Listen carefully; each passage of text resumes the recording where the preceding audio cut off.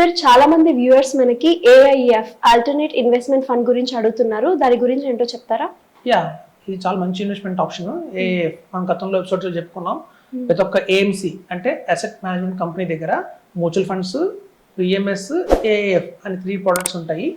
అట్లాగే ఈ ఏఎఫ్ అనేది కొంచెం హై హ్యాండ్ ప్రోడక్ట్. అంటే కొంచెం మన మారుతి యాక్టివ్గా మనం కంపేర్ చేసాం దీన్ని. ఒక హై హ్యాండ్ ప్రోడక్ట్ అంటే ఇందులో మినిమం ఇన్వెస్ట్మెంట్ వచ్చి 1 crore చేయాల్సి ఉంటుంది.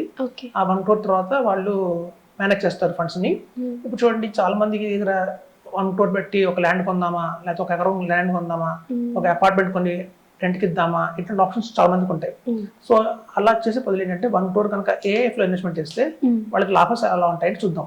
చూడండి, ఏఎఫ్ లో మొత్తం 3 కేటగిరీలు ఉంటాయి. కేటగిరీ 1, 2, 3 అని. సాధారణంగా ఏఎఫ్ లో కేటగిరీ 1, 2 లో ఏంటంటే వాళ్ళు ల్యాండ్స్ లో కూడా ఇన్వెస్ట్మెంట్ చేస్తారు. అలాగే కొన్ని ఏంజల్ ఇన్వెస్టర్స్ లాగా పెద్ద కంపెనీస్ లో పెద్ద మొత్తంగా ఇన్వెస్ట్మెంట్ చేస్తారు. అలాగే ప్రైవేట్ ఈక్విటీస్ అంటారు, వాటిని పెద్ద మొత్తంలో కొంటారు.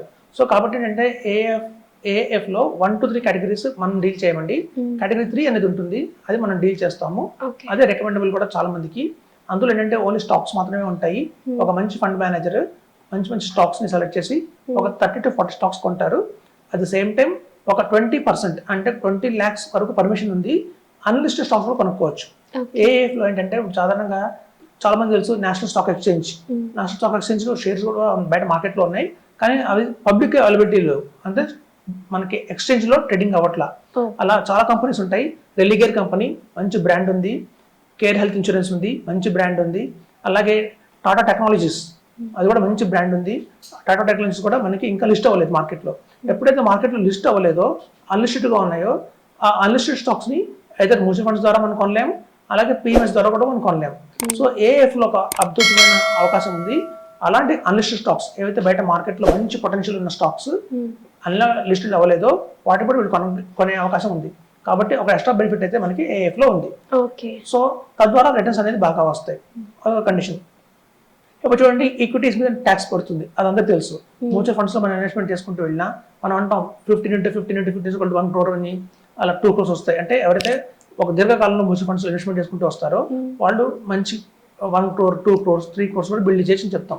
ఇప్పుడు చాలా మంది ఏంటంటే బయట ఎక్స్పెన్స్ బాగా ఇన్కమ్ పెరిగిపోయిన లెవెల్స్, చాలా మంది ఈ మధ్య 50,000 ఎస్ఐపి వేస్తున్నారు, 1 lakh ఎస్ఐపి వేస్తున్నారు. అలా కనుక వాళ్ళు 75,000 ఎస్ఐపి వేస్తున్నారు. 75,000 రూపీస్ ఎస్ఐపి ఎవరైనా వేస్తే కంటిన్యూస్గా 15 years కి వాళ్ళ దగ్గర 5 crores అనేది వస్తుంది. సో ఆ 5 crores వచ్చిన అమౌంట్ మీద వాళ్ళు ట్యాక్స్ కట్టాల్సి ఉంటుంది.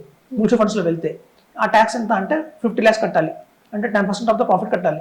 సో ఇప్పుడు చూడండి, అలా మనం ట్యాక్స్ కడతాము ఎదర్ మ్యూచువల్ ఫండ్స్లో ఇన్వెస్ట్మెంట్ చేసినా. అలాగే పిఎంఎస్లో కూడా 1 time ఇన్వెస్ట్మెంట్ చేసేసి ఒక 15 years వెయిట్ చేస్తే దగ్గర వాళ్ళకి 8 crores దాకా వస్తుంది. సో అట్లా వచ్చిన 8 crores మీద కూడా మనం ట్యాక్స్ కట్టాల్సి ఉంటుంది. సో ఇప్పుడు ఏంటంటే ఈక్విటీస్ అనేది దాని మీద ట్యాక్సేబుల్ ఉంది, 10% ఆఫ్ ద ప్రాఫిట్. కానీ ఏఎఫ్లోకి వెళ్తే మాత్రం మనకు ఆ ట్యాక్సేషన్ లేదు. మనకి ఫ్యూచర్లో 10 crores ప్రాఫిట్ వచ్చినా, 8 crores ప్రాఫిట్ వచ్చినా, ఎంత ప్రాఫిట్ వచ్చినా కూడా మన ట్యాక్స్ అయితే మన హ్యాండ్స్లో ఉండదు. కాబట్టి మనం కట్టాల్సిన అవసరం లేదు. ఆల్రెడీ ట్యాక్స్ పైన పే చేసేస్తారు. మనకు వచ్చే టైంకి హ్యాండ్స్ ఫ్రీ అవుతుంది, ట్యాక్స్ ఫ్రీ అవుతుంది. సో ఏఎఫ్లో అదొక మంచి అడ్వాంటేజ్ ఉంది. ఇప్పుడు చాలా మంది అనుకుంటారు ఏఎఫ్లో 1 crore ఇన్వెస్ట్మెంట్ చేయాలి, ఒకేసారి ఇన్వెస్ట్మెంట్ చేయాలా అంటే 1 crore ఒకేసారి చేయాలని ఒక క్వశ్చన్ ఉంటుంది. అలా అక్కర్లేదండి. ముందు 30 lakhs ఇవ్వచ్చు. 30 lakhs చేసిన తర్వాత ఎవ్రీ మంత్ 10 lakhs లాగా ఒక 7 months లో బ్యాలెన్స్ అమౌంట్ ఇవ్వచ్చు. అలా కొన్ని కంపెనీస్ యాక్సెప్ట్ చేస్తున్నాయి. కొన్ని కంపెనీస్ ఎలా ఉంటాయంటే ముందు 30 lakhs తీసుకుంటాయి, తర్వాత ఎప్పుడైతే మార్కెట్లో డౌన్ అయింది ఒక మంచి టైం ఇన్వెస్ట్మెంట్కి అనుకున్నప్పుడు మన దగ్గర నుంచి 40 lakhs ఇవ్వండి అని చెప్పి వాళ్ళు ఒక రైజ్ చేస్తారు. ఫండ్ మేనేజర్ నుంచి ఒక కాల్ వస్తుంది అనమాట. మనం ఒక టైం డ్రేప్ ఇస్తారు, 1 month టైం ఇస్తారు. ఈ 1 month లోపల 40 lakhs ఇవ్వండి అని చెప్తారు. అలా కూడా మనం 40 lakhs ఇవ్వచ్చు. ఇంకా బ్యాలెన్స్ 30 lakhs మళ్ళీ ఒక 6 months 3 months మళ్ళీ వాళ్ళు ఎప్పుడైతే మార్కెట్ బాగుంది, ఇలా టైంలో ఇన్వెస్ట్ చేస్తే బాగుంటుంది, మంచి ఆపర్చునిటీ వచ్చినప్పుడు మళ్ళీ కాల్ వస్తుంది మనకి ఫండ్ మేనేజర్ దగ్గర నుంచి. అప్పుడు కూడా మనం ఇంకో 30 lakhs బ్యాలెన్స్ అమౌంట్ ఇవ్వచ్చు. అయితే కొంతమంది డౌట్ వస్తుంది, ఓకే ఫస్ట్ 30 lakhs ఇస్తాను, తర్వాత 40 lakhs ఇస్తాను, తర్వాత ఇచ్చే 30 lakhs నాలా కాలేదు అనుకోండి, ఏదన్నా because of any other responsibilities వచ్చాయి, మనం చేయలేకపోతున్నాం, వాళ్ళు చెప్పిన టైం మనం డబ్బులు వెళ్ళలేకపోతున్నాం, అప్పుడు ఏమవుతుంది అన్న క్వశ్చన్ ఉంటుంది. అప్పుడు ఏమవుతుందంటే ఒక 70 lakhs మనం ఆల్రెడీ పెట్టాం కాబట్టి ఆ 70 lakhs వాళ్ళ దగ్గర హోల్డ్ అయిపోతుంది 5 years దాకా. 5 years తర్వాత ఆ 70 lakhs మీద మనకి ఎంత ఇంట్రెస్ట్ వస్తుందో ఆ ఇంట్రెస్ట్ ఇచ్చేసి మనకి క్లోజ్ చేస్తారు అకౌంట్.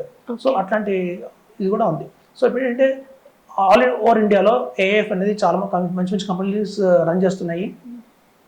లైక్ ఎక్విటాస్ కంపెనీ కావచ్చు, అలాగే మన ఏఎంసీస్ కొటక్ కావచ్చు, ఐసిఐసి కావచ్చు, పిఎం మోతిలాల్ ఓస్వాల్ కావచ్చు, అలాగే మనకి నిప్పాన్ ఇండియా కావచ్చు, వీళ్ళందరూ కూడా ఏఎఫ్ని రన్ చేస్తున్నారు.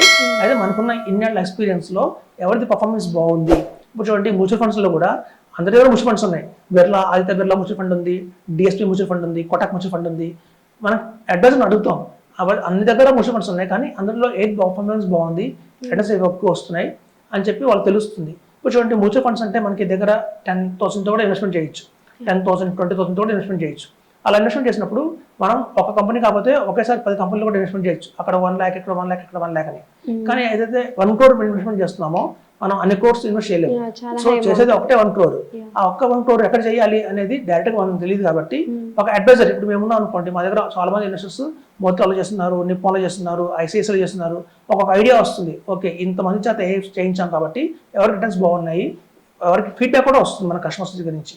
కాబట్టి ఇప్పుడు వచ్చే వాళ్ళకి మనం ఈజీగా ఇలా బలం చోటు చేస్తే మీకు బాగుంటుంది అని చెప్పి మనం రికమెండ్ చేసి సజెస్ట్ చేయొచ్చు. సో కాబట్టి ఒక మంచి అడ్వైజర్ ద్వారా చూడండి, మ్యూచువల్ ఫండ్స్లో మనకి డైరెక్ట్ ప్లాన్ అని, రెగ్యులర్ ప్లాన్ అని కన్ఫ్యూజన్ ఉంది. డైరెక్ట్గా మనం చేసుకోవాలా, ఒక అడ్వైజర్ ద్వారా వెళ్ళాలని ఒక కన్ఫ్యూజన్ ఉంది. అలాగే మీకు పిఎంఎస్లో కానీ ఏఎఫ్లో కానీ ఆ ఇబ్బంది లేదు, ఎందుకంటే అక్కడ డైరెక్ట్ అని, రెగ్యులర్ అని అలా ఆప్షన్స్ లేవు. కంపల్సరీ మన అడ్వైజర్ ద్వారానే వెళ్ళాల్సిందే. కాబట్టి ఏంటంటే ఇందులో మనకి ఎవరికైనా ఇంట్రెస్ట్ ఉంది, మనం ఫర్దర్గా చాలా గ్రో చేసుకుందాం, ఒక లంసమ్ అమౌంట్.